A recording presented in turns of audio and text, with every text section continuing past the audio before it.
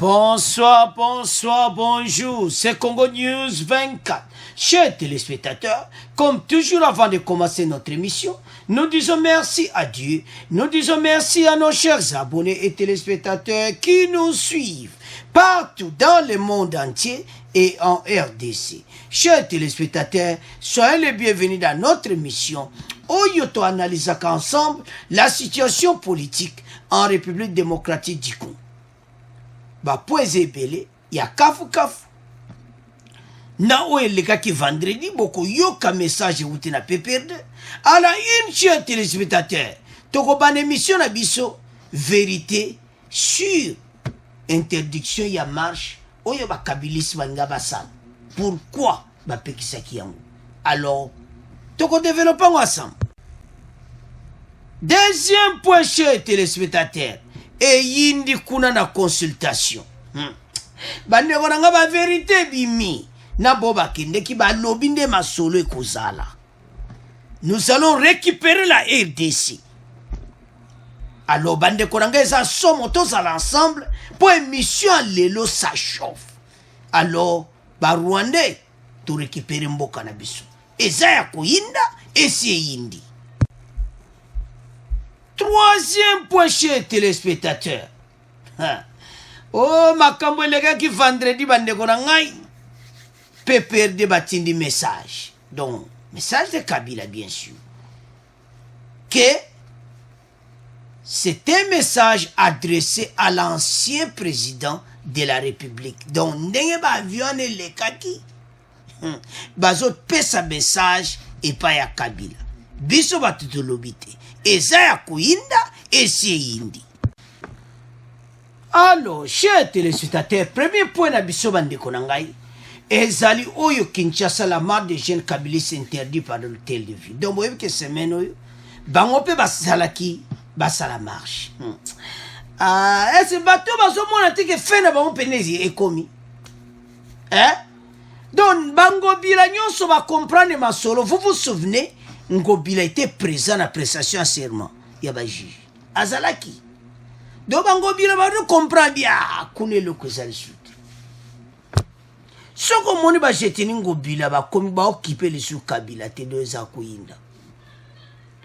Alobi marche kozalati. Batu kutu ba kanisa ko meeting peut-être wuti na Kankonde, police a pexinzo kandete. Jetini Ngobila alobi marche a Kabila kozalati. Eza ya koyinda esi yindi. Bande konanga moko bato efu bakomana ba comprendre pas toujours kende.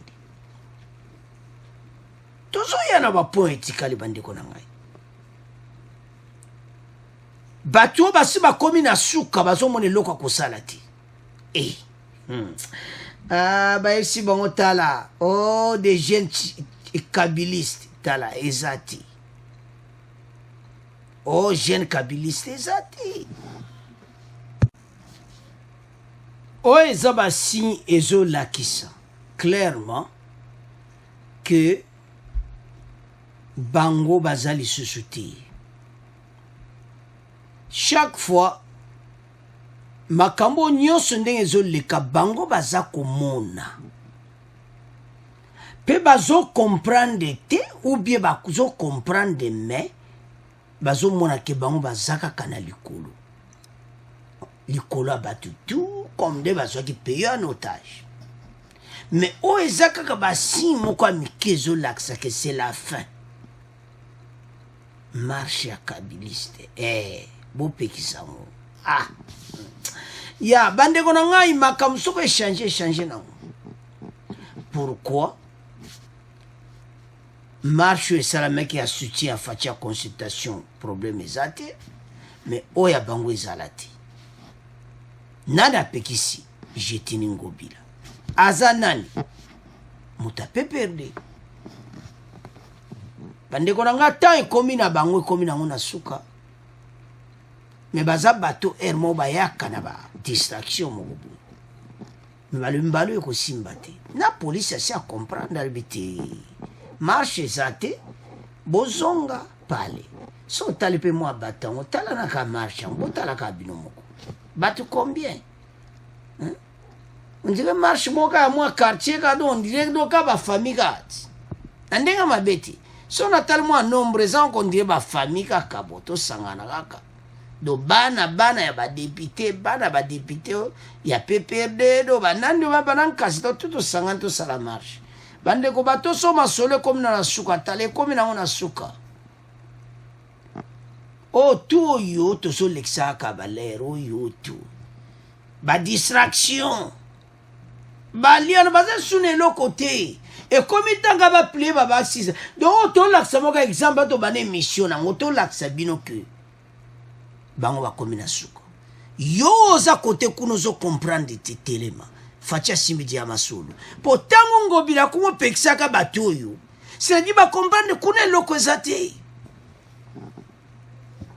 Ezale makama bweza po congolais nyo sopa vonu bi marche wa jeune kabiliste obana banguti opena batu na banga PPD na kata Kinshasa ba pekisi batambola ba pekisi bango ba kuti fila kinga kati ko beta mango suti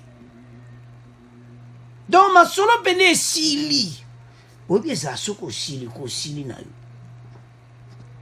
Donc awa donc bazal sur la place ya ko manœuvre match kutu donc ndeza match c'est beta maki ba se ba pola ki banda kala ba komozela ka coup de sifflet on nini boyo ka on a deuxième partie na deuxième fois boyo ka coup de sifflet et wuti na palais de la nation biso ba tout lobiti mais tozo ya na point pas c'est ça ko yina émission ba vérité sur consultation.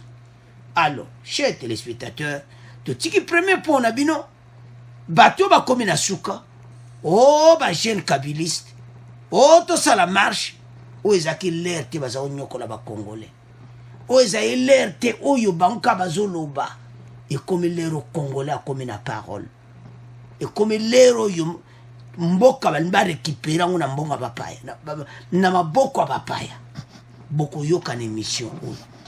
Alors bande ko na ngai tozala ensemble pour faire battre ici koki. Alors, tout ce qu'on a bino, tout comme le Canada deuxième point. Alors, chers téléspectateurs, deuxième point. Et il y a une vérité sur la fin de consultation de Tshisekedi. Récupération de la RDC. Tout récupérer en na maboko banane. Ya papaya. Vous avez comprendre. Zakaria qui dit escalier, aboua qui bombe. Il a dit des vérités. Il y a un linga Zakari l'air moko. Donc, bata FCCND bazaba lembi déjà ba olobani. Zakari c'est le vérité. Nde masolango koza. Memo batiki meba lobi ango boyena fachi face à face. Soko landi Zakari o comprendre que masolo peneza ya solo. Donc batu oyo musala na bango esili. Bientôt un informateur et l'informateur a componé ce gouvernement. Makamba débauchage zate bokoyoka basekela wa fatia sengi mutu nyoso akota ne nyo sacré poto bongisa mboka eza sous tanti dans son côté nyo sacré on voter pour l'union sacrée bon comprendre gati et à façon kolobati donc bo changer na minoka quand neto loba wa bande konanga ba député na ba parti musu ba allié net na AFDC wa bayati na Goma bango tout ba longwe pa nene nkulu bango tout e pa bayati donc on comprendre que ndinga masole zo ke na vitesse donc tellement que vitesse ça makasi bande konanga donc batu ozo mona ya PPRD masole ici basune loka ulobati baso mona facha sa entouré na ba grand oyo kaka donc tant au monde ba tête opena ba komi bemba katumbi ba yé pas fachi ça dit masolo côté ici kingakati ko masolo donc baza problème sérieux donc fait na bango boko yoka clairement comment ba expliquer yango comment ndenge nini makabango ko salam. Et puis il a dit un mot important bandiko na ngai.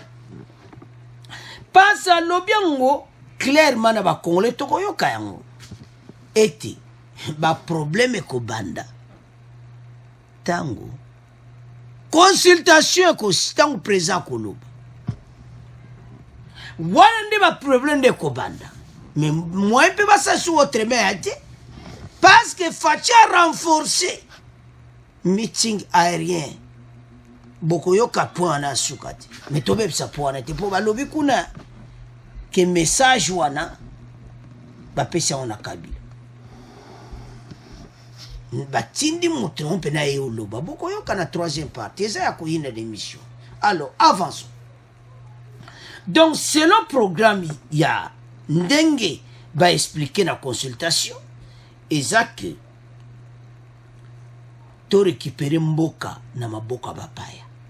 Donc awa Zakaria poati mabe alobi ba vérité bokoyoka do bazwi na maboko na bango nde bavanda do bazanga bapaya biso atolobi te to récupérer mboka na biso, c'est-à-dire mboka ezalaki na maboko bapaya. Et puis alobi faci korekile te tala bato tu bakene consultation o eza nde vraie vérité bayebisiso bato babombela yebiso ba vérité mosusu. Zakaria bite ngai fana loba olume loba te ye pa bomba neti Zakari alobi. Donc et comme histoire ndenge makambo esalamaka bo comprendre na lettre zwaki indépendance wapi na palais de la nation. Alors sans plus tarder toyoka Zakari bon to continuer mission na biso. J'ai plusieurs casquettes. J'ai été aujourd'hui reçu en ma qualité de leader d'opinion et de ce qu'on est convenu d'appeler maintenant dans la culture urbaine influenceur. Le message que j'ai apporté était très clair. C'était de dire d'abord que cette occasion est une belle occasion dans la salle dans laquelle nous avons été reçus. C'est là où des grandes décisions de la République ont été prises, notamment la déclaration de l'indépendance et aussi l'héritage qu'il porte en lui biologiquement, où M. Etienne Tshisekedi et ses amis ont dû redonner à la RDC une nouvelle voie. Et en cela, en tant qu'influenceur et leader d'opinion, j'ai fait savoir au chef de l'État que la décision qu'il a prise de mener ces consultations était un début de la récupération de la République démocratique du Congo par les Congolais. Deuxième élément, qu'il ne devait en aucun cas reculer parce que c'est le moment tant indiqué et par Dieu et par les ancêtres pour que nous puissions aller de l'avant. Troisièmement, nous avons demandé au président de la République de désigner un informateur, étant donné que la situation, d'abord nous avons demandé bien entendu de rompre cet accord FCC cash et par conséquent de nommer un informateur qui sera chargé de dégager la majorité à l'Assemblée nationale et ce qui va nous conduire tout naturellement à deux nouveaux bureaux, notamment au Sénat et à l'Assemblée nationale, ainsi que d'avoir un nouveau Premier ministre qui, à l'issue de tout cela, va mener la politique, la nouvelle vision pour qu'on se mette ensemble. Il nous a rappelé en disant qu'il n'a demandé à personne de quitter sa famille politique, que les gens restent bien là où ils sont, mais qu'ils adhèrent à la vision, n'est-ce pas, de l'union sacrée de la nation. Voilà un peu ce qui a été dit. Et bien entendu, j'ai demandé en tant que leader quinois, bien si la restitution pouvait se faire dans un endroit comme le stade de Martyrs, c'est aussi une option, de telle sorte qu'il pourra communier avec la population, avec ceux de Kinshasa. Voilà, j'ai dit et je vous remercie. La Liga, on a beaucoup c'est mon que et loko ya consultation ezali et bandeli ya ba congolais ba zonge la mboka na ba poto la mboka na bango e bandako kene déjà. Ya mi balé na ebisié que to ebisié na memo na biso que masolo ya FCC cacha bomango et que par conséquent a désigné un formateur moko qui va dégager majorité dans le parlement puis dans le Sénat pardon dans l'Assemblée nationale un formateur wana et que ça en sorte que et permettre de nommer premier ministre à Sika peut-être au bureau à Sika à Sénat na bureau à Sika il y a Assemblée nationale terme moko na utilisé na lingala esikise makasi na bino ndenge oza na minute oza takinga. Donc takinga azonga rasimate ba kozana population il faut tokende nango tina suka po mboka ezala libé ezala ezwa ela nango yo tobungisaki. Et puis la rappeler que ça tozalaki en tant qu'historien que nanda kuwana des places tozalaki des places ba déclarer indépendance à Congo le jeudi 30 juin 1960 et puis les 13 parlementaires dont Papa Etienne Tshisekedi babandaki révolution na kata Salvador nde tozalaki wana toyaki na mapambole au salana te. Donc tosengi peke na suka nango tobeta mwa bor mongo na stade de martyr na cadre de restitution yé moko ya ko expliquer ba kino mwa lisango les arabes devant TV aya pena devant bateau expliquer que na décidé boye puis aya baké en fait na bosana ko en français ya makasi ezali après masolonyo surtout parce que bateau ba kozala d'accord te bitumba makasi kozala sima yango wana média ezapé ba ba leader d'opinion biso to bongamaki pour tout expliquer population parce que après consultation jour ya ko lobande bitumbe ko bande. Alors, chers téléspectateurs, nous avons suivi. Azalaki clair à Bombiti. Les racontes na lingala wo yika kotane zakeleng. Abiku na bosali kamoko. Na français ta na lobaki. Ah, zakle. Alobi donc makambo kubanda soki président ekoloba na suka consultation asengi président ezala na stade de martyr eza ya koinda esi eyindi. Pourquoi? Devant bakinois mutu basima solo te elobi Katumbi alobi grâce à bino bakinois troisième penalty ebeta makiti. Boye bien bandeko fo bosepelaki mikolo pena faci pena aye kobongisa mboka soko ozo comprendre te loboza so oza congolais o comprendre ndenge olandi Zakaria so oza vraiment vrai congolais kote oza zwaka bakarte nyonso bapesaki apartient na kata yango nzela wapi union sacrée. Soko oyeki message oyo Zakaria apesi biso na consultation tanga abimi na escalier micro tango asilisi wana bamedia nyonso donc tango message na kaka ezwami nde tozopesa bino. Donc soko ozalaka na parti mobo o nouvel élan oeside erango akubenda na mwana mai tozopesa bino vrai message bokite kuna eloko eza te boyawa na union sacrée. Pourquoi tozoloba? Parce que na union sacrée eza makambo ya UDPS te eza makambo ya parti politique te eza intérêt ya Congo. Donc eza nango te ofaci obwe te intérêt ya Congo. Donc mutu nyonso ayeki message parce que Zakaria ekotia biso lumière bo bakitaka na escalier wana palais de la nation babomba alemo masolo na poche. Zakaria matolongolaka yo alobi makambo tu ya alobi bandeko na ngai yango wana oyo omoni bapoliticien bazobima na esengo bauti donc mutu oyo azokita escalier minuka libanda boyebisa biso bazoloba rien baleka na masolo na poche. Zakaria abi te koma oyo ekoyeya atelemi devant l'escalier alobi tala tozo récupérer mboka na biso ekotikala na histoire ndenge makambo esalamaki lere indépendance bokanga mona bandeko sangi bokuwa.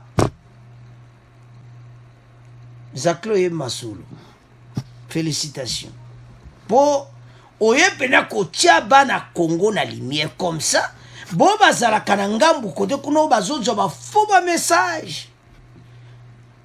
Comment oyoka moto apia RDC aye so message ko voilà boye na boye boyoki na wana lamuka bapesa ba message moko boye pe yo lani message mais so tali bato bapesa ba message wana bazalaki ba premier ministre ba pie mboka nozoka message na bango. Son atteint alliance wana Fayulu et Muzito et ça langa passe Fayulu na Muzito zola yozo mona bien Muzito déjà bazara kasha mabe mais Fayulu yo kangami na musique maka trop alors bandeko na nga ntango oyoki message oyo totie mission lelo yebisa bango biso nyonso eside nouvelle ela tokende na union sacré soki baboya na bango yebisa bango bakarte nango anga na bendani kotikala te Pius Mwabilo alobaki nini alobi tolongola casquette wana ya biso moto tia ya peuple bolata ya peuple donc elaksini ke bato wana nyonso wana bazolata nango ya peuple te bazowela baintere na bango soki omoni ka moto aye na consultation na union sacré andimi akota na union sacré alingaka mboka na ndenge mabe te oui on peut dire que ba poste pe kozala mais bon comprendre que moto wana alingi mboka nous allons récupérer notre pays zakla senge salana stade de martyr nde tolandi wana donc fatia juma solo nyonso pasa yoki moto nyonso bato nyonso baleki kuna so bolandi ye moto alobi kitoko babombela biso masolo alors sikoyo toyo comprendre moi sukana ya lobi ke mobulu ne kobanda ntango ye aya koyebisa biso ntango consultation kosila faci paza mayele ti baavion de chasse yango wana kisasa eza ya koyinda armée angolaise na kati ya rdc na fardc okoka te bandeko bafrançais balobi bokokóma na 3e partie babi renforcement kosakana nango te alors balobi yoke message meeting aérien wana eza message epa kabila mais tozoya na point toyini kobebisango te alors mpo toclôturer point oyo ya consultation parce que lelo mpena mokongole nyonso azwi lumière epa zakari donc tozali biso nyonso clair ete torécupérer mboka na biso tozala ensemble biso nsima faci parce que ntango bato bozoma babe bato bakatumi balaxi volonté nazoyeba te so bato mosu wana batikali kuna bazosala nini boya ni union sacré porte eza polele ata ofinga ano faci solo boya ni union sacré baokotisa yaka na yo toza na besoin kaka tozala na intérêt ya mboka kobanga na yo teke oso oloba mabe mpo na président yaka faci akolimbisa kota ni union sacré pour l'intérêt du pays bandeko na nga ekoma na lere moko bamosusu baomonaka ekomi trop tard mais bakoma oregrete parce bwato ebali kokende bokoma oregrete ekomi temps biso nyonso tosangana na union sacré eza ya koyinda esi eyindi sacré alobi ke biso nyonso torécupere mboka alors yo otikali kuna sadi olingi torécupere mboka te totikango na bino toleki na 3e point oyo eyindi message oyo ya meeting aérien. Alors, chers téléspectateurs, awa eyindi message de Kabila par Kikaya suivi bolanda bandeko na ngai bango balobi ke ndenge baavion wana eza kosikle na likolo faci azopesa message epai ya Kabila nani alobi Kikaya bafrançais badéveloppe yango balobi sécurité balobi yango awa ete meeting aérien c'est le message à Kabila donc wana Kikaya moto alobi awa vérité mobimba. L'exercice militaire de ce vendredi avait pour but de magnifier l'entente parfaite entre les deux forces aériennes, explique l'armée congolaise. Selon le cabinet du Félix Tshisekedi, ce meeting aérien est la matérialisation d'un soutien militaire assumé de l'Angola au FARDC. Ces avions, ajoutent le conseil, du président de la République. C'est ainsi mis à la disposition des forces aériennes congolaises en cas de besoin. Eza mon boulot. Renouer salami, alors, bibondele angwan. Sikoyo, tant toloba ke bas panique côté na ingangati batu bachaki tembe. O eza vérité. Kikaya ye koloba vérité. Donc, panique pende kotaki. Donc, ingangati ezalaki ya koyinda. Parce que tant kikaya yo loba bodo, c'est-à-dire c'est la vérité. Abombi te bande konangai. Mais du côté du FCC, Kikaya Bin Karoubi, ancien conseiller diplomatique de Joseph Kabila, soutient que c'est un message adressé à l'ancien président de la République. Oh. Bon, mon isiko, panique. Bon, ce qui s'excuse, pourquoi bozo lobake, message wana, bazo pesa wana Kabila ne ba vieux zo tambula na likolo. Et le Bénin. Tant il y a lobby, ça dit, bah, lobby qui n'a pas lobby. Donc, il y a lobby qui et ça, mais ça, donc, bah, français, bah, monsieur secret, bah, souli naï. Et puis, il y a lobby boy. C'est un message inutile, ajoute-t-il, parce que la crise peut trouver solution en interne dans le cadre de l'accord coalition qui lie Félix Tshisekedi à son prédécesseur. Bateau bazo lotaga. Omonia. Oh, message wana eza ngona importance te, eza inutile. Parce que c'est important basolo bazala donc accord ezala na Kabila. Et kozala ti. Bato bazolo ba polele bolandi za klewana. Awuti kuna na consultation a bombité. Tant le peuple nyonso a décidé ngo facha kozonga simate, jamais. Wana trahi peuple a kozonga te. Accord bato bazo senga eza mawatu. Kikaya Bin Karoubi soutient également que la famille politique de l'ancien président dénonce cette posture adoptée par l'actuel pouvoir. Veut-il exhiber des muscles après l'échec programmé des consultations politiques? Donc, azo monake o tu bazolo banake bona bango bazo monake consultation réussite. Consultation c'est réussi papa bozo bane masoloti bozolo ka bo bari mais bozana problème bande koranga batu yezola ça clairement que baza batu mabe parce que quand ça déjà boye que ba vient zotamana likolo bazotina message na Kabila eza déjà ba idée mabe. Comment que je la fachi ba idée mabe? Pourquoi fachi le de l'autre côté yango batu tout ba yebaki ya omona partout ba média na biso ba komi panique à Kinganka tala siko yeo bimati tala lelo lobby. Mais pourquoi koya kolobake marche wana militaire ou ezalaki o ba meeting aérien ba avion de chasse wana eza message ba pesi na Kabila?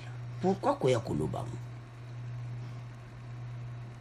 Somona allo ba avion russe wana bandeko na kosakana te.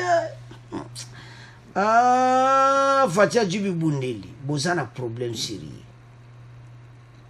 Et là, on va regretter de leur côté. Et surtout, renforcement d'avion à l'est, pour habiter ici, les bateaux, tout va fournir kanino ici là-bas. Kikaya, vous comprenez à Omabe. Fachi, a tenu message na Kabilati. A renforcer sécurité. Pourquoi?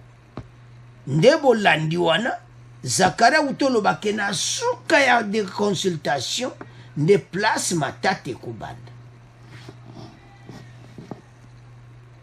yango faci ayo renforcer sécurité déjà en avance. Alors oyo tout bango bazoluka ekosimba te, parce que pays oyo ekomi tant consultation et récupérer yango. Mais awa so otangi kikaya makambo alobi que la solution est interne dans le cadre de l'accord de la coalition. Donc bato barevaka coalition bamona on a évité soto loba nini.